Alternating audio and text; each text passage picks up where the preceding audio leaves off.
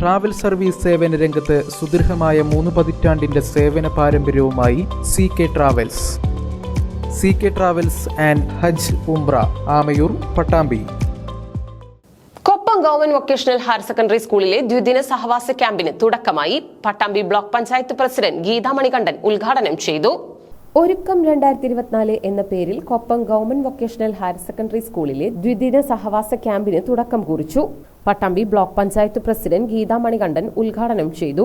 ക്യാമ്പിന്റെ ഭാഗമായി കൊപ്പം ആയുർവേദ ഡിസ്പെൻസറിയുമായി സഹകരിച്ചുകൊണ്ട് നടത്തുന്ന സുഗതം സൗജന്യ ആയുർവേദ മെഡിക്കൽ ക്യാമ്പിന് medical officer doctor Ramya KR നേതൃത്വം നൽകി.